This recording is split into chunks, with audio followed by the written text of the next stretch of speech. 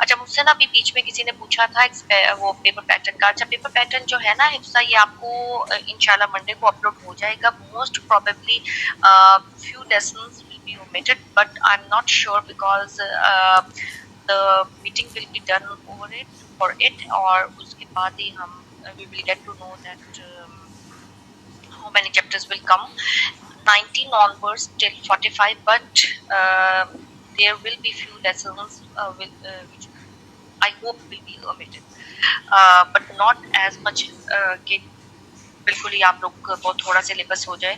Syllabus will be enough and you need to prepare right away. You please don't delay the preparation of this subject. अच्छा जी. अच्छा, अब जो हमने जब एक्सपेरिमेंट करना होता है ना, कोई भी काम करना होता है, we have some prereq, we have some conditions to be met. अब एक्सपेरिमेंटल रिसर्च के लिए भी हमें कुछ कंडीशंस हैं which should be there, which should be met, so that अगर वो नहीं होंगी ना तो वो एक्सपेरिमेंटल रिसर्च होगा ही नहीं, कोई और रिसर्च हो जाएगी, वो कोई और टाइप हो जाएगी. ठीक है. अच्छा, उसमें पहली कंडीशन जो आप देखें हैंडआउट में, it's both x and y should co-vary. When one goes up, the other should also simultaneously go up or down. ठीक है. co-vary का क्या मतलब होता है कि वो एक दूसरे के साथ ऐसे रिलेटेड है कि एक का फर्क दूसरे पे पड़ रहा है, x और y. और हम किसका इफेक्ट, x जो है वो अगर स्टैटिस्टिकल लैंग्वेज में देखें, x denotes independent variable and y dependent variable. They should covary. हम कुछ एक ऐसे वेरिएबल्स आपस में लें जिसमें एक का फर्क दूसरे पे पड़ रहा हो. अच्छा, अब ये कहने को तो बात इट्स वेरी इजी, लेकिन अब मैं अगर आप लोगों से एग्जांपल मांग लूंगी तो माइट बी आप लोग दे भी दें, लेकिन क्या नहीं को-वेरी कर सकता वो मैं आपको बताती हूँ. जैसे हम the STS session, pre-final session that is conducted on 8th of July 2026 has an impact on the traffic in USA, New York. अब ये बात आप देख लें, do they co-vary? कोई मुझे बताएगा yes और no, क्या ये रिलेटेड है कि मैं जो सेशन यहाँ ले रही हूँ STS 630 का प्री फाइनल सेशन, उसका इम्पैक्ट हो रहा है. फॉर एग्जांपल चलो आप कह लो कि लाहौर के ट्रैफिक पे कर लो, लाहौर के ट्रैफिक पे हो रहा है. yes or no, please answer me. Do they co-vary? No ma'am. आपस में रिलेशन नो. ये ठीक है. इसलिए आपने ऐसे वेरिएबल्स लेने हैं एक्सपेरिमेंटल डिजाइन के लिए या ओवरऑल रिसर्च के लिए भी कि पहले उन दोनों का आपस में रिलेशनशिप हो, या तो लिटरेचर से मिल रहा हो या ऑब्जर्वेशन से मिल रहा हो, या फिर आपके पास कोई एक ऐसी किसी ने आपको बताया हो. ठीक है, कोई ऐसे पढ़े लिखे लोग भी होते हैं जो आपको बता देते हैं कि अच्छा इसका रिलेशन उस पे भी हो सकता है. तो फर्स्ट कंडीशन वाज दैट कि both x and y should co-vary. Second is x, the presumed causal factor. अब presumed variable भी कहते हैं इसको, इंडिपेंडेंट वेरिएबल भी कहते हैं, ठीक है, प्रेडिक्टर भी कहते हैं. कहते हैं कि x हमेशा y से पहले आना चाहिए. ओके, x होगा तो y होगा. मेरे पास पैसे होंगे तो मैं खरीदूंगी, ये नहीं होगा कि मैं खरीदूंगी बाद में मेरे पास पैसे आएंगे. You got my point? Third है, no other factor should possibly cause the change in dependent variable y. It's the most difficult thing to do in experimental designs, जिसकी वजह से हम sometimes experimental design नहीं कर सकते. हम सर्वे रिसर्च कर लेते हैं, हम इंटरव्यूज कर लेते हैं, हम फोकस ग्रुप कर लेते हैं, हम ऑब्जर्वेशन कर लेते हैं, but we can't do experimental research if because of the reason that point 3 is not met.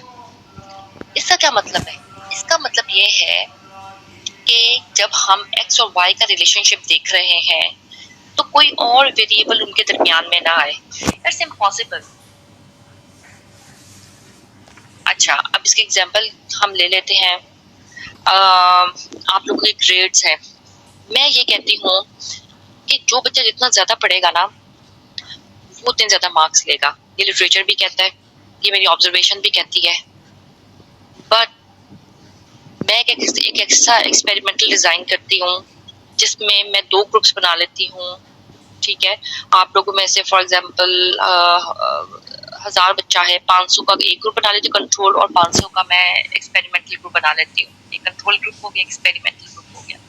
Now if you want to see कि मैं ये देखना चाहती हूँ कि पहले मैं आप लोगों को देती हूँ एक मटेरियल, मैं कहती हूँ ये वाला चैप्टर 33 पढ़ लो, और कंट्रोल ग्रुप को कहती हूँ कि नहीं आपने नहीं पढ़ना, एक्सपेरिमेंटल ग्रुप को कहती हूँ कि ये वाला चैप्टर 33 पढ़ो, और फिर मैं दोनों को ना चैप्टर 33 से ना दे देती हूँ, पेपर दे देती हूँ। अब मेरी आप लोग भी कहेंगे हाँ जिसने पढ़ा है उसके मार्क्स ज्यादा आएंगे, यही ऑब्जर्वेशन है ना, एक्चुअल ऑब्जर्वेशन है। लेकिन एक्सपेरिमेंटल डिजाइन में अदर फैक्टर्स को हम कंट्रोल करना मुश्किल हो जाता है, इसलिए अक्सर रिसर्चर्स पे लैब टेस्टिंग की तरफ जाते हैं, और ह्यूमन बिहेवियर को मेजर करना, उस पर एक्सपेरिमेंट करना थोड़ा डिफिकल्ट हो जाता है। अब मैं आपको बताती हूँ कि what are the other factors. हो सकता है कि जिसको मैंने कहा था चैप्टर 33 पढ़ो, उस रात उससे पिछली रात वो सोया नहीं किसी वजह से, ठीक है ना। अब जब आपकी नींद नहीं पूरी हुई है, if you have health issues, तो आप हो सकता है सही तरीके से पढ़ ना सके हो। फिर हो सकता है कि किसी को भूख लगी थी, अच्छा हो सकता है किसी को इमरजेंसी थी, कोई उसने कहीं जाना था, उसके माइंड में वो बात थी। तो अब क्या होगा कि बहुत से ऐसे इश्यूज आ जाते हैं जिसकी वजह से हमारी जो है ना, no other work should possibly cause the change independent variable, वो जरा इस चीज को मीट करना मुश्किल हो जाता है। इसलिए आपने यहाँ एक वर्ड लिखा हुआ है पॉइंट 3 में, no other factor should possibly, मुमकिन हो तो कोई और फैक्टर उसको कंट्रोल ना करे, उस पर इम्पैक्ट ना करे, बट ये हो जाता है, अदर फैक्टर्स उस पर इम्पैक्ट कर लेते हैं। लेकिन हमारी कोशिश ये होती है कि पॉसिबली कम से कम फैक्टर्स उसके ऊपर करें, इम्पैक्ट करें, कोई और चेंज ना आए। और अगर बिल्कुल भी ऐसा होता तो इस पे हो जाता no other factors should cause change, उसमें पे पॉसिबली का वर्ड ना होता। इसलिए ह्यूमन बिहेवियर की वजह से हम यहाँ पॉसिबली का वर्ड लिख देते हैं, और हमारी जितनी कोशिश होती है हम अदर फैक्टर्स को ओमिट करने की कोशिश करते हैं। अच्छा जी, मुझे थोड़ा सा फीडबैक दीजिए कि यहाँ तक क्लियर है, यस और नो? यस मैम, क्लियर है। और किसी और को कोई इशू आया और आप लोगों को कोई बेहतरी महसूस हुई है कि पहले आपको शायद ये पॉइंट समझ ना आ रहे हैं और अब समझ आ रहे थे? यस मैम, अब अच्छी समझ आई है। ओके, चलिए नेक्स्ट हम कहते हैं the language of experiment. The next हमारा नेक्स्ट टॉपिक है इसी चैप्टर का, लैंग्वेज ऑफ एक्सपेरिमेंट। अच्छा, लैंग्वेज का मतलब क्या होता है कि इसमें ना आपने स्टार्ट में पढ़ा होगा स्टैटिस्टिक्स 30 में कि हर चीज के ना कुछ जार्गन्स होते हैं। जार्गन्स आपने एक लफ्ज पढ़ा होगा, जार्गन्स क्या होते हैं? वो कोई टर्मिनोलॉजीज होती हैं।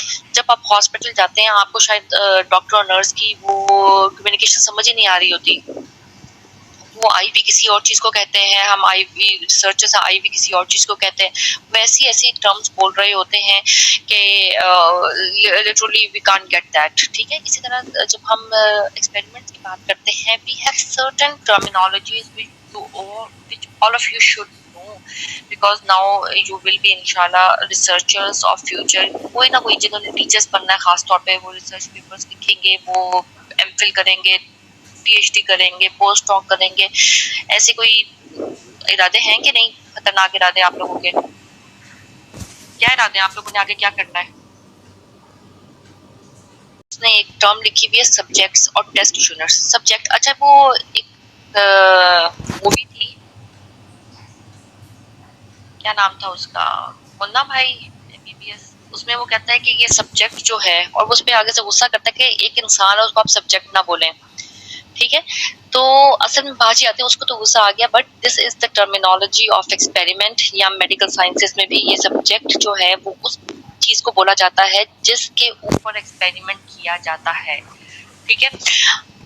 अब इसमें उन्होंने कहा केसेस हो सकते हैं या पीपल हो सकते हैं। एक केस हो सकता है जैसे कोई कर लें कि किसी की कोई कंप्लेन आई है किसी ऑर्गेनाइजेशन में, वो एक केस हो सकता है, उसके ऊपर कोई एक्सपेरिमेंट किया जा सकता है। कोई इंसान हो सकता है, लेकिन उसको हम सब्जेक्ट या टेस्ट यूनिट ही बोलते हैं। अब parts of experiment like there are few components of experiment, इनके बगैर एक एक्सपेरिमेंट नहीं हो सकता। लाइक एक जैसे आप कहते हैं इंग्रेडिएंट्स हैं, ये वो इंग्रेडिएंट्स हैं जो कि हमारे एक्सपेरिमेंट में होते हैं। ट्रीटमेंट और इंडिपेंडेंट वेरिएबल, इसको समझाने की जरूरत नहीं है। डिपेंडेंट वेरिएबल ये भी उन्होंने समझा दिया था पहले फिजा ने। प्री टेस्ट, प्री का क्या होता है या पोस्ट टेस्ट? प्री होता है पहला, पोस्ट होता है बाद। टेस्ट होता है यानी कि आजमाना किसी चीज को टेस्ट करना, किसी को मेजर करना, किसी को गेज करना। प्री टेस्ट पहले हमने जो मेजरमेंट की है सब्जेक्ट की, ठीक है, या डिपेंडेंट वेरिएबल की, क्वांटिटी की या क्वालिटी की। पोस्ट टेस्ट होगा बाद। एक्सपेरिमेंटल ग्रुप जिसके ऊपर एक्सपेरिमेंट किया जाता है, कंट्रोल ग्रुप जिसके ऊपर कोई ट्रीटमेंट या इंडिपेंडेंट वेरिएबल नहीं किया जाता इम्पैक्ट, ठीक है, उसको अलग रखा जाता है। असाइनमेंट ऑफ सब्जेक्ट्स, असाइनमेंट का मतलब क्या है? असाइन करना, उनको सिलेक्ट करना। किस तरीके से सिलेक्ट किया जाता है? सब्जेक्ट वही, जैसे मैंने आपको सब्जेक्ट की एग्जांपल दिया, आई होप जो मैंने एग्जांपल दी थी उसको आप सब्जेक्ट के वर्ड को भूलेंगे नहीं। सब्जेक्ट्स, एक्चुअली ये सब्जेक्ट्स हैं जो वो लोग या वो केसेस जिनके ऊपर एक्सपेरिमेंट किया जाता है, ठीक है। अब इसमें जो हमारे पास है ना असाइनमेंट, इसको मैं समझा देती हूँ। इसमें है रैंडम असाइनमेंट। रैंडम का क्या मतलब होता है कि रैंडम सैम्पलिंग आप लोगों ने पढ़ा है ना। अब प्लीज रैंडम सैम्पलिंग में ये ना लिखा करें, और एग्जाम्स में बच्चे इसलिए मार्क खाते हैं कि वो कहते हैं कि रैंडम सैम्पलिंग का मतलब रैंडमली सिलेक्ट करें। नो, ये तो बल्कि रैंडमली होता ही नहीं है, ये होता है बड़े सिस्टमैटिकली एक मेथड के जरिए। या तो वो हो सकता है मैकेनिकल मेथड हो सकता है, या कोई मतलब लाइक ऑटोमेटिक हो सकता है। यहाँ फिर मेरी अपनी पर्सनल प्रेफरेंस है, मैं कहूँ कि ये हाँ 10 बच्चे बैठे हुए हैं, roll number 1, roll number 5, roll number 6, ठीक है, मेरे पास एक लिस्ट होगी तो मैं उसमें से सिलेक्ट करती जाऊंगी रैंडमली, ठीक है। इस चीज को हम कहते हैं, ऐसे नहीं होता कि बगैर किसी लिस्ट के या बगैर किसी चीज को मैंने वो कर लिया, वो हमारी कन्वीनियंस सैम्पलिंग होती है कि जो मिला मैंने उसको सिलेक्ट कर लिया, ठीक है, वो हमारी कन्वीनियंस सैम्पलिंग होती है। Random assignment in is random in statistical mathematical sense, not in everyday sense. In everyday speech, random means unplanned, haphazard और accidental, जो मैंने आपको अभी बात बताई थी। ये मैं रीड कर रही हूँ हैंड आउट से, ठीक है। But it has a special meaning in mathematics. Mathematics में यहाँ एक्चुअली हम statistics, mathematics की ब्रांच है ना statistics, तो statistics में यूजुअली ये ज्यादा रैंडम असाइनमेंट वगैरह का वर्ड यूज हो सकता है। किसी ने आगे जाके स्टैट्स के जो लोग हैं वो बेहतर जानते हैं इस बात को।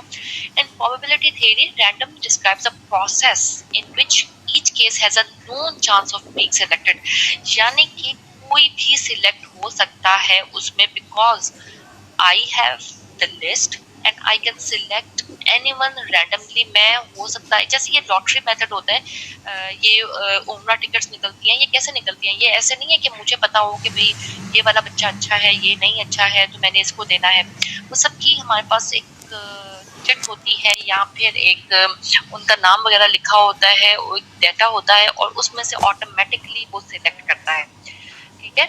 अच्छा, random assignment randomization is unbiased, ठीक है, इट इज, इसमें पर्सनल बाइसेस इन्वॉल्व नहीं होती। तो जो एक एक्सपेरिमेंट का ना एक पार्ट है, कंपोनेंट है, उसमें रैंडम असाइनमेंट भी आ जाता है। अच्छा, कुछ एक्सपेरिमेंट्स होते हैं जिसमें हम रैंडमली नहीं लेते, लाइक मैकेनिकल मेथड से नहीं लेते हैं, ठीक है, और वो फिर आगे जाके हमारे पास different types of experimental designs आ जाते हैं, जिसमें फिजा का एक क्वेश्चन भी गलत हो गया, जिसमें उन्होंने क्लासिकल एक्सपेरिमेंट था, एक एक्स पोस्ट फैक्टो था, ठीक है, एक प्री पोस्ट टेस्टिंग थी। तो वहां जाके ये एक्सप्लेनेशन मैं आपको देती हूँ। तो 3 टाइप्स ऑफ कंट्रोल्स है हमारे पास, जो कि कंट्रोल हमारे पास होते हैं, जिसमें हमें कंट्रोल करना पड़ता है। किसको करना पड़ता है कंट्रोल? हमारे जो हमने कहा था ना अदर फैक्टर्स जो हैं वो इम्पैक्ट ना करें, ये वो वाला कंट्रोल है जो हमने पॉइंट 3 पढ़ा था, कंडीशंस फॉर एन एक्सपेरिमेंट। एक मैनिपुलेशन ऑफ द इंडिपेंडेंट है कि हमने इस सिर्फ इंडिपेंडेंट वेरिएबल को हमने चेंज करना है, होल्डिंग कंडीशंस कांस्टेंट, कि हमने किसी और चीज को वेरिएशन नहीं लेकर आनी, ठीक है, और control over the composition of the groups, कि हमने ग्रुप्स को कैसे लेना है, कि रैंडम सिलेक्शन से लेना है या कोई एक हो सकता है कि मैं ऐसे भी सिलेक्शन कर सकती हूँ कि बॉयज को एक तरफ कर दिए, गर्ल्स को एक तरफ कर दिया, ये मैचिंग होती है, ठीक है, ये मैचिंग होती है कि एक तरह के जो ग्रुप्स होते हैं उनको हम बना लेते हैं, उसमें रैंडम सिलेक्शन नहीं होती। अच्छा, ये तीनों पॉइंट्स अभी आप फिक्र ना करें, मैं आपको अभी एक्सप्लेन करती हूँ। Let's have a break for 5 minutes. 9:45 पे हम कंटिन्यू करते हैं। Meanwhile please read the 3 types of controls and random assignment, जो हमारे और मैचिंग, ये 3 हमारे पास हेडिंग्स रह गई हैं। Please read it thoroughly for break, means के आप इसमें ये जरा चीज पढ़ें ताकि आप लोगों को टाइम मिले इसको देखने का, और जो क्वेश्चन है वो पूछें और फिर मैं आपको इसको एक्सप्लेन करती हूँ। मैनिपुलेशन इंडिपेंडेंट वेरिएबल होगा, मीन्स जैसे हम लोगों ने कॉज एंड इफेक्ट रिलेशनशिप देखना हो, और अगर होल्डिंग देम कांस्टेंट की बात करें तो उसमें हम मतलब करेंगे कि keep other factors same for all groups, मतलब हम हर चीज़ को सेम, फैक्टर्स को सेम रखें। एंड थर्ड वन जो है उसमें हम ये करेंगे make group similar using random matching, like जैसे कि हम लोग रैंडम सिलेक्शन कर लें, रैंडम असाइनमेंट यहाँ पे मैचिंग करें। मीन्स ये होगा make sure experimental group and control group are similar, इसमें हम सिमिलर रखेंगे अपने एक्सपेरिमेंटल ग्रुप को, एंड कंट्रोल ग्रुप को मेक श्योर करेंगे कि हमारा जो एक्सपेरिमेंटल ग्रुप है और जो कंट्रोल ग्रुप है ना वो सिमिलर हो।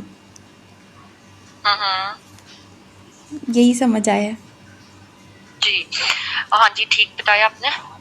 इसको थोड़ा सा हम अपने वर्ड्स में एक बार फिर देख लेते हैं कि manipulation of the independent variable, जाहिर सी बात है जब हम एक एक्सपेरिमेंटल डिजाइन कर रहे हैं, the independent variable is the most important, is the most, क्या करना चाहिए, जिसकी वैल्यूज चेंज हो रही है, इज द मोस्ट वेरिएबल, ठीक है। वेरिएबल का मतलब यही होता है दैट वेरीज इट्स वैल्यूज, ठीक है। तो उस सेंस में हम कहेंगे the value of the independent variable is changed to check the impact on the dependent variable. हम डिपेंडेंट वेरिएबल की वैल्यू चेंज ही नहीं कर सकते unless and until we have the independent variable. इस पे एग्जांपल दी हुई है एक लाइट की, जो कि मोस्टली दी जाती है, और 60 ऑपरेटर्स थे, इनको 3 ग्रुप्स में कर दिया गया था, और इंटेंसिटी ऑफ लाइट जो है उसका इम्पैक्ट देखना चाह रहा था। एक 75 वॉट का कर दिया उन्होंने और एक को 100 वॉट का कर दिया, और 15 डेज के लिए देखा गया कि इससे टोटल प्रोडक्शन में कोई फर्क आता है कि नहीं। तो पहले उनकी एक दफ़ा मेजर की गई थी प्रोडक्टिविटी, और फिर एक बाद में कर दी जाएगी। अगर तो हम ये हमारा एक आ जाता है कि प्रोडक्शन लेवल इंक्रीज होता है लाइटिंग से, तो ये 3 रिजल्ट्स आ सकते हैं ना, कि कोई चेंज ना आया, या चेंज आया है प्रोडक्टिविटी में, और या सेम रही है। तो इस चीज को देखने के लिए फिर डिसीजन लेगी ऑर्गेनाइजेशन कि क्या हमें लाइटिंग चेंज करनी चाहिए कि नहीं करनी चाहिए, या वो भी सेम रखनी चाहिए, व्हाटएवर, ठीक है। तो ये चीज होती है इंडिपेंडेंट वेरिएबल को चेंज करना। मैनिपुलेशन क्या है? चेंज लेकर आना independent variable. Holding conditions constant when we postulate cause and effect relationship between two variables x and y, it is possible that some other factors say a might also influence the dependent variable। जैसे मैंने पहले आपको example दी थी कि बच्चों की marks के ऊपर हम कह देते हैं कि ज़्यादा पढ़ना will lead to the more marks, but it is possible there are other issues that the student might facing. So in such a case, it will not possible to determine the extent to which y occurred only because of x, since we don't know how much of the total variation was caused by the presence of the other factors a. If the true effect of the x is to be assessed, then the effect of a has to be controlled. This is called the controlling the effect of contaminating factors or confounding factors. जो other factors हैं जो कि हमारी अपनी experiment का part नहीं है, हमें उसको कंट्रोल करना पड़ेगा as much as possible। और इन जो अदर फैक्टर्स होते हैं उसको कंटेमिनेटिंग फैक्टर्स कहा जाता है या कंफाउंडिंग फैक्टर्स कहा जाता है। और पॉसिबल है कि आपको इसका कोई एमसीक्यू वगैरह भी आ जाए कि कंटेमिनेटिंग फैक्टर्स क्या होता है, कंफाउंडिंग फैक्टर्स क्या होता है। वो अदर कंडीशंस होती हैं, ठीक है। अदर कंडीशंस, अदर फैक्टर्स, उसको हम कहते हैं। म्यूट कीजिएगा माइक जिसका भी अनम्यूटेड है। But I hope all of you have marked your attendance. It will be considered as your participation. Okay, अच्छा जी। अच्छा, नेक्स्ट हम ये पढ़ रहे थे कि control over the composition of the groups. If the experimental and control group have such characteristics that could contaminate the result, then the researcher might have to take note of such factors if there are any. अच्छा, अगर तो मैंने सिर्फ ये देखना है कि 18वें scale के या 19वें स्केल के जो सरकारी मुलाजिमीन हैं उनके उनके ऊपर मैंने कोई एक्सपेरिमेंट करना है, फिर मुझे ना कोई ऐसा इशू नहीं आएगा। लेकिन कुछ एक ऐसे मेरी पॉपुलेशन हो जो कि बहुत वेरी कर रही हो, कैरेक्टरिस्टिक्स उनके बहुत डिफरेंट हो, जैसे मैंने कंज्यूमर्स के ऊपर काम करना है या कस्टमर्स के ऊपर काम करना। प्लीज म्यूट योर माइक, मुझे ना मेरी ही आवाज एको हो रही है। Hifsa please mute your mic ji.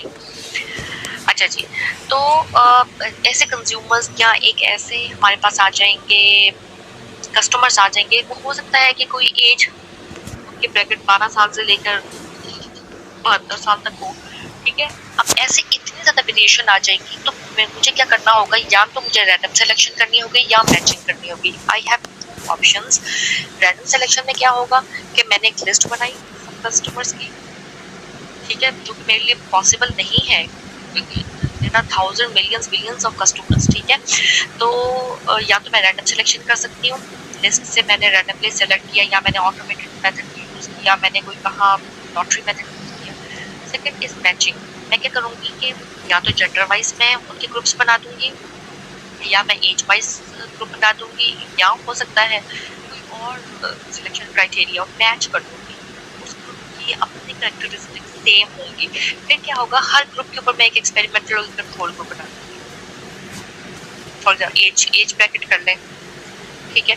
Age bracket मैंने कर लिया एज 18 से लेकर 28, देन 29 से लेकर 39 एंड सो ऑन। तो मैंने हर 3 ग्रुप्स बना लिए और 3 ग्रुप्स में भी कंट्रोल एक्सपेरिमेंट के लिए control experiment and control experiment, और फिर मैंने किया, तो ये इसको मैचिंग कहेंगे। अच्छा, फिर रैंडम असाइनमेंट है कि उसी बात को फिर दोबारा उन्होंने ज़्यादा डिटेल में बताया हुआ है कि रैंडम असाइनमेंट क्या है और मैचिंग क्या है। इसको एक दफ़ा रीड कर लेते हैं। Social researchers frequently want to compare. For example, a researcher has 2 groups, 15 students, and wants to compare the group on the basis of the key differences between them. A course that one group completed, or researcher has 5 groups of customers want to compare the group on the basis of one characteristic, geographic location. Compare apples with apples. ठीक है, हम कहते हैं ना don't compare apples with oranges. It's a very famous proverb. तो कहते हैं कि एक तरह के लोगों को दूसरे से करो। अब मैं बात करने लग जाऊं कि यूके के जो स्टूडेंट्स हैं जो कन्वेंशनल में पढ़ रहे हैं और वर्चुअल यूनिवर्सिटी के स्टूडेंट्स की मैं उनकी लर्निंग को देखने लग जाऊं, it's like comparing apples with oranges, ठीक है। एक तरह के लोगों को एक तरह करना चाहिए। मैं हाँ, हो सकता है यूके की कोई वर्चुअल यूनिवर्सिटी हो, उसका कंपैरिजन मैं आप लोगों के साथ कर सकती हूँ, बिकॉज आप लोग कन्वेंशनल में नहीं पढ़ रहे हैं। तो इसके लिए हमें एक रैंडम असाइनमेंट करनी पड़ती है। Random assignment is a method for assignment cases to groups for the purpose of making comparison. It is a way to divide or sort a collection of cases into more groups in order to increase one's confidence that the groups do not differ in a systematic way. It is a mechanical method. Mechanical बार-बार किया जा रहा है। Mechanical से आपको पता है कि दूसरा वाला मेथड क्या होता है? It's a manual method, ठीक है, जो कि ह्यूमन के ऊपर डिपेंड करता है। तो यूजुअली हम कहते हैं कि ऑटोमेटिक मेथड हो जो कि रैंडमली उसमें से सिलेक्ट करता जाए। अच्छा, मैचिंग फिर वही बात हो जाती है, it implies to match the characteristics, एक तरह के, ठीक है, जो ग्रुप है ना वो एक तरह का हो, उसमें कोई बहुत ज्यादा डिफरेंस ना हो, ठीक है, कैरेक्टरिस्टिक्स मैच करनी चाहिए। अच्छा, आप लोगों से मैंने फीडबैक लेना है कि लेसन 33 हमने कर लिए है and we have now approximately 8 minutes left for this session. Do you want to continue or complete experimental research like to complete lesson number 34 as well, or you will read and then ask me via email or FTPs? अगर करना चाहते हैं तो I will take 10 minutes more, like 10 और फिर हम इसको जल्दी से कंप्लीट कर लें ताकि आपका एक्सपेरिमेंटल डिजाइन का कंप्लीट हो जाए। जी, वाइंड अप करें इस सेशन को या फिर इसको आपने देखना है लेसन 34 को?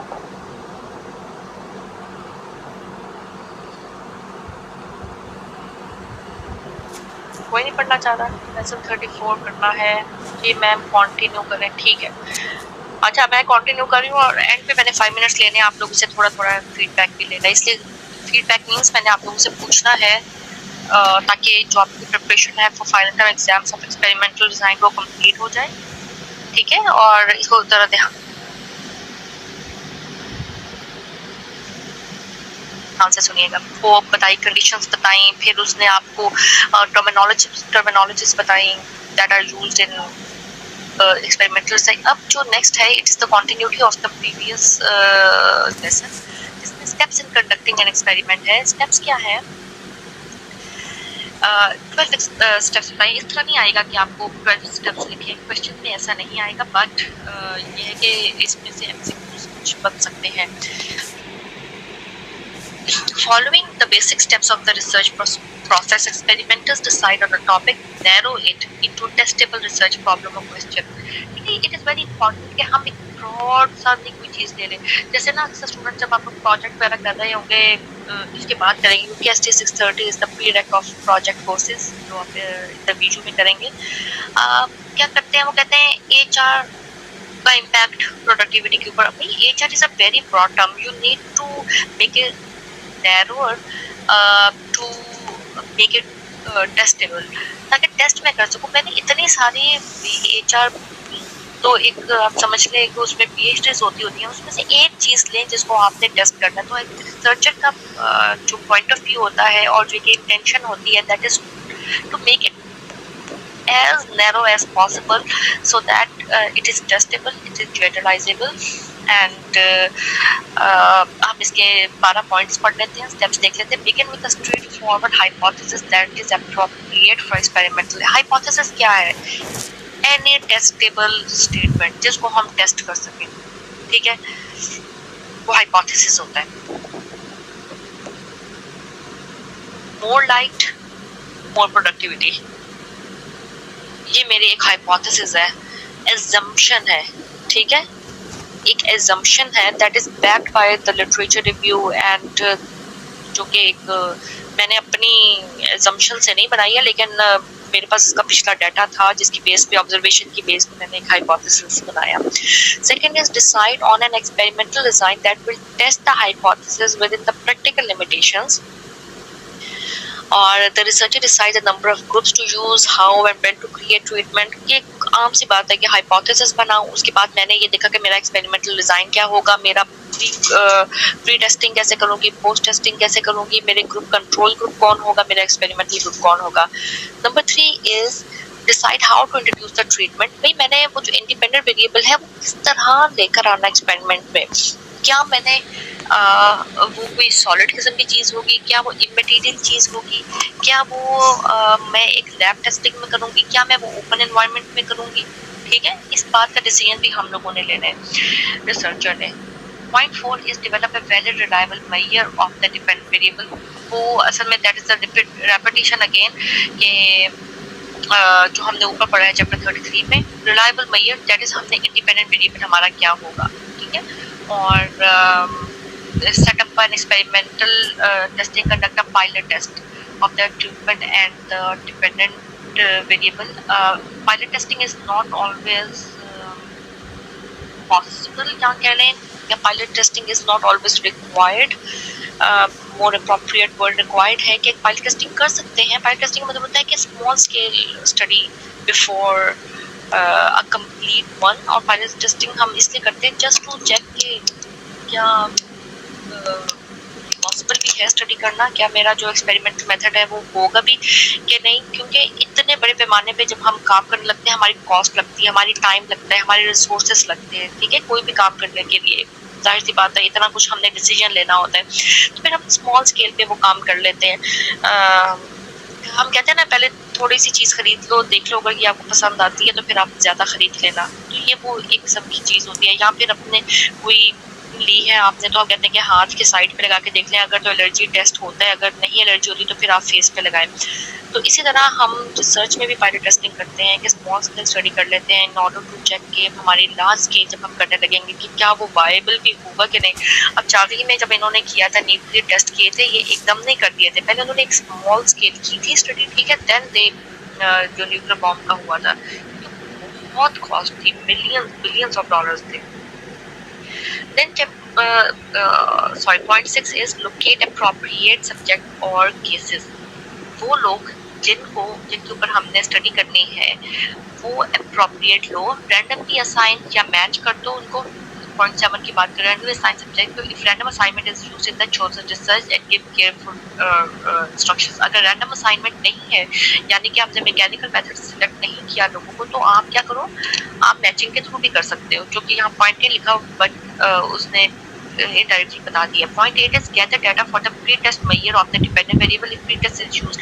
अच्छा, प्री टेस्ट का मतलब क्या होता है? अभी कोई एक्सपेरिमेंट नहीं किया मैंने, अभी मैंने ट्रीटमेंट नहीं लेकर आई हूँ, ठीक है, अब मैं अभी वो चेंज नहीं लेकर आई हूँ। मैंने क्या किया कि एक आम लाइटिंग में, जो कि नॉर्मल ऑफिस की लाइटिंग है, उसमें एम्प्लॉयज की प्रोडक्टिविटी नोट की, फिर पहले वो मेजर करके मैंने डाटा अपने पास रख लेना है कि क्या वैल्यू आई थी प्रोडक्टिविटी की, या क्या कितना लोगों ने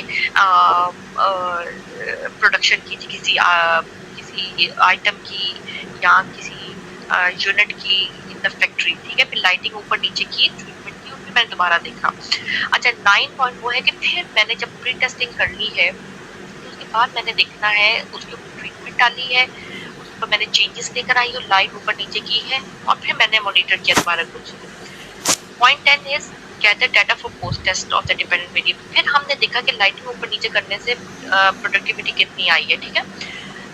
पॉइंट 11 में debrief the subject by informing them of the true purpose. अच्छा, ये ना आप लोगों ने पिछला पढ़ा होगा, डीब्रीफिंग के बारे में पढ़ा होगा, डिसेप्शन के बारे में पढ़ा होगा, कॉन्फिडेंशियलिटी और एनोनिमिटी वगैरह, ये आपने पहले चैप्टर्स में पढ़ा होगा। डीब्रीफिंग क्या होती है कि समटाइम्स ना एक्सपेरिमेंटल डिजाइन में the dilemma is we tell the units और सब्जेक्ट्स, जिसको हम लोग होंगे, ठीक है, ह्यूमन बीइंग्स होंगे, जो कि उनको हम बताते नहीं है कि हमारा ट्रू पर्पस क्या था। क्या हमारा ट्रू पर्पस आपकी प्रोडक्टिविटी देखना था? मैं आपको बता दूं ना, आज के मैंने ये चेक करना है कि कौन सा बच्चा सबसे एफिशिएंट है इस सेशन में, उसको उतने मार्क्स मिलेंगे। That is not the case, just a good example, ठीक है। तो आप क्या करेंगे, सब के सब लोग पार्टिसिपेट करने की कोशिश करेंगे, इसलिए मैं आप लोग को नहीं बताऊंगी, बायसनेस आ जाती है। इसलिए आपने एक्सपेरिमेंटल डिजाइन में जब एक्सपेरिमेंट हो जाता है, जो कि बहुत बड़ा एक एथिकल डायलेमा है कि होना चाहिए कि ना होना चाहिए, that is another debate, but we debrief या उसको एक्सप्लेनेशन हम देते हैं सब्जेक्ट्स को बाद में। और 12 पॉइंट ये है, examine data collected and make comparison between different group where appropriate use statistic graph. फिर हम एक रिपोर्ट बनाते हैं जिसमें बताते हैं कि हमारा ये रिजल्ट आया, ये नहीं आया, ऐसे किया वैसे किया, ये सारी चीज़ें। दीज आर द 12 स्टेप्स, जो कि मैं पहले भी बता चुकी हूँ, बस इन्होंने यहाँ एक आपको कैटेगोरिकली बता दिया कि 12 स्टेप्स होते हैं।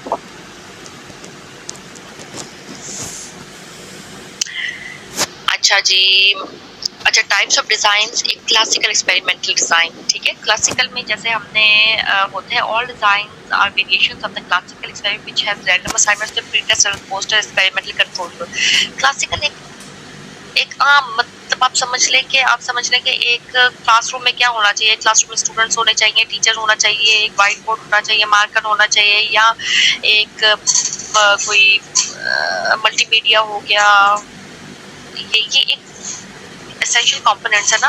एक क्लासिकल क्लासरूम एनवायरनमेंट ऐसा होता है। इसी तरह क्लासिकल एक्सपेरिमेंटल डिजाइन में एक प्री टेस्ट होता है, पोस्ट टेस्ट होता है, एक्सपेरिमेंटल ग्रुप होता है, कंट्रोल ग्रुप होता है, रैंडम असाइनमेंट होती है। रैंडम असाइनमेंट होगी, pre test, post test, experimental control group, ये 5 चीजें होती हैं, ठीक है।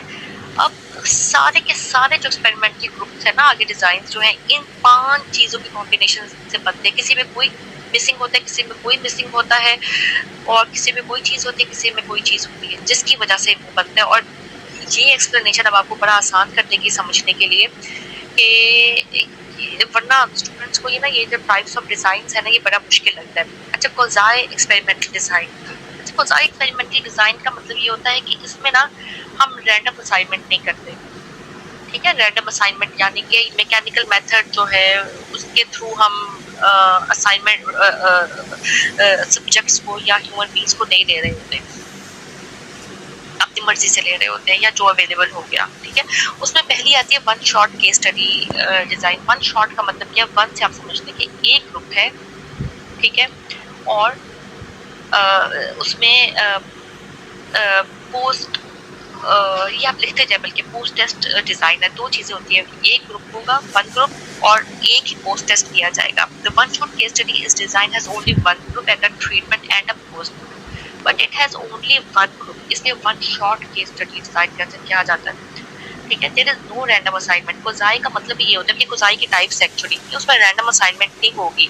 For example, a researcher shows a group of students a horror film that mirrors their attitude with the questionnaire. A weakness of this plan is that it is difficult to say for sure that treatment caused a dependent variable. If the subjects were the same before and after the treatment, the researcher would know it. ठीक है, मैं इसमें control group तो है ही नहीं ना, एक ही group है, उसी के ऊपर मैं कहती हूँ कि एक हॉरर फिल्म दिखाई है और उसके बाद उसको मेजर कर लिया। ठीक है, तो ना रैंडम असाइनमेंट थी कि मैंने एक मैकेनिकल मेथड से यूज किया, मुझे अपने पसंद के लोग, मैंने बच्चों को ले लिया जो अवेलेबल थे मेरे पास, मैंने उनको ले लिया। सिमिलरली ना कोई कंट्रोल ग्रुप था, ठीक है, जिसके ऊपर कोई ट्रीटमेंट नहीं दी गई थी, तो ये इसकी एक बहुत बड़ी वीकनेस है। देन है one group pre test post test design, यानी कि इससे आपको समझ आ गया कि एक ग्रुप है और उसी पे प्री टेस्ट किया जा रहा है और उसी पे पोस्ट टेस्ट किया जा रहा है, लेकिन ये है कोजाई की। ठीक है, कोजाई की दिस मींस रैंडम असाइनमेंट नहीं है इसमें, यानी कि मैंने किसी मैकेनिकल मेथड से या मैचिंग मेथड से मैंने लोग नहीं लिए, जो मुझे अवेलेबल थे वो हो गए। अच्छा, one group pre test and post test design में क्या होता है, it lacks a control group. ठीक है, random assignment. Continuing with the previous example, the researcher gives a group of students an attitude or questionnaire to complete, shows a horror film and then has the complete the same questionnaire. This is an improvement over the one shot case study because the researcher measures the dependent variable both before and after. अच्छा, वो one shot जो था ना उसमें सिर्फ post test किया था, मैंने पहले तो मेजर ही नहीं किया, इसमें मैं पहले लोगों का, बच्चों का एटीट्यूड देखूंगी, एक बाद में देखूंगी और एक हॉरर फिल्म दिखा दी, यानी कि one group pre test post test design. I hope you understand it. Then two groups post test only design, यानी कि यहाँ से क्या समझ आ रहा है कि है कोजाई की टाइप। फर्स्ट ये चीज अपने माइंड में रखनी है कोजाई की टाइप जिसमें रैंडम असाइनमेंट नहीं है, लेकिन टू ग्रुप्स हैं।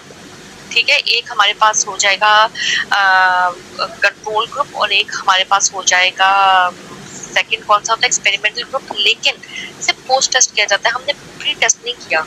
हमने ये नहीं देखा कि हॉरर फिल्म दिखाने से पहले उनका एटीट्यूड क्या था, हमने सिर्फ हॉरर फिल्म दिखाई उसके बाद क्या एटीट्यूड देख लिया। जैसे आप क्या जाते हो होटल्स वगैरह में, रेस्टोरेंट्स में जाते हो, क्या कर रहे होते हैं, वो हमारे पास क्या होता है, वो हमारे पास होता है one shot case study design, जिसमें आप खाना खा लेते हो और बाद में आपसे फीडबैक ले लिया जाता है।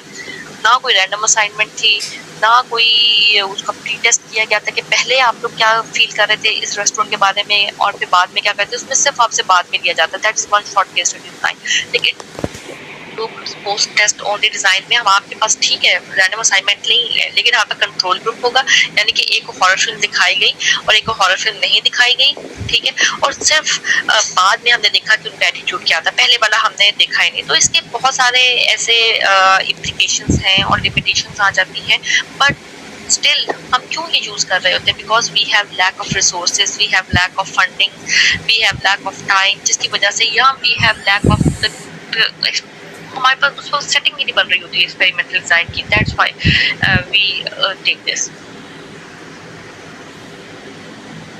That is pre test. ये ट्रू एक्सपेरिमेंट, ट्रू में क्या है कि रैंडम असाइनमेंट होगी। ठीक है, ट्रू में क्या है, रैंडम असाइनमेंट होगी या मैचिंग होगी। ठीक है, pre test and post experimental, इसको देख के ही पता चल रहा है कि हमने पहले भी उसको मेजर किया, हमारे पास एक्सपेरिमेंटल ग्रुप भी है, कंट्रोल ग्रुप भी है।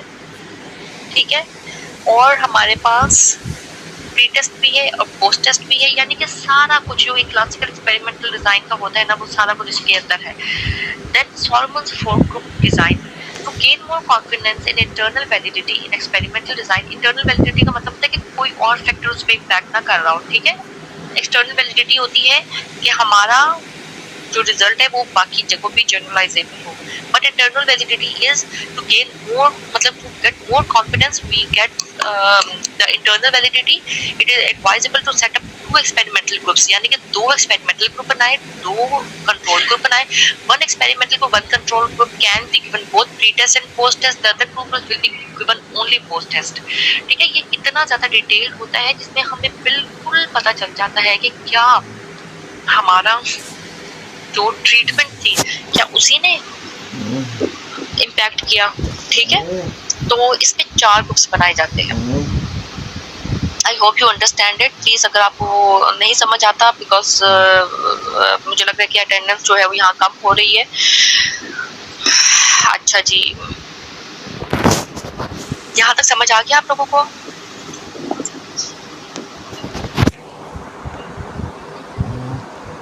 अच्छा जी, आगे इंटरेक्शन इफेक्ट है। इंटरेक्शन इफेक्ट ना ये जरा मैथमेटिकल है, और इंटरेक्शन इफेक्ट में ना हमने ये देखना होता है, इसकी मल्टीप्लिकेशन वगैरह होती है जो स्टैटिस्टिकल होती है, उसको हम देखते हैं प्लस माइनस करके कि कितना वैल्यूज लेते हैं, कि पोस्ट टेस्ट में क्या वैल्यू थी, टेस्ट में क्या वैल्यू थी, and then we minus it, ठीक है, और उसको डिडक्ट करके फिर हम ये देखते हैं।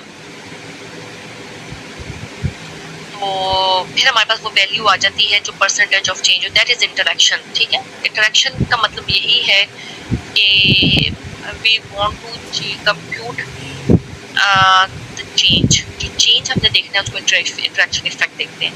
So that marks the chapter 34, और दैट इज डिफिकल्ट वन, तो I hope you all have understood it. किसी को अभी भी because the timings of this session has ended, अभी कोई किसी को कोई इशू आ रहा है तो प्लीज अभी कोई मुझसे पूछ ले। मिड टर्म का रिजल्ट 1 वीक में आ जाएगा, और एक्चुअली एग्जाम डिपार्टमेंट में कुछ कैलकुलेशन करनी होती है, और जिसकी वजह से ना आप फाइनल टर्म्स का भी आपका बनता है, कुछ फाइनल टर्म नहीं दे सकते, बिकॉज जिन्होंने मिड टर्म नहीं दिए, जिन्होंने कोई क्रेडिट असाइनमेंट नहीं सबमिट करवाई है, वो फाइनल टर्म्स में नहीं बैठ सकते हैं। Then they measure also the criteria के मार्क्स के अकॉर्डिंग के फाइनल टर्म्स में कौन बैठ सकेगा, इन ऑर्डर टू चेक के बहुत वो स्टूडेंट्स फाइनल्स में बैठे that can actually perform better in the final term exams. ये भी एक किस्म का सेमेस्टर एक्सपेरिमेंटल डिज़ाइन ही होता है, तो उसकी फिक्र ना करें आप लोग। इससे मुतालिक अगर आप लोगों को सवाल है तो प्लीज़ एक्सपेरिमेंटल डिज़ाइन का भी मुझसे पूछ लें। यू हैव 1 मिनट, और अगर आपको समझ भी आ गया तो प्लीज़ अनम्यूट करके मुझे बता दें कि नहीं मैडम ठीक है, आज के लिए इतना ही काफ़ी है।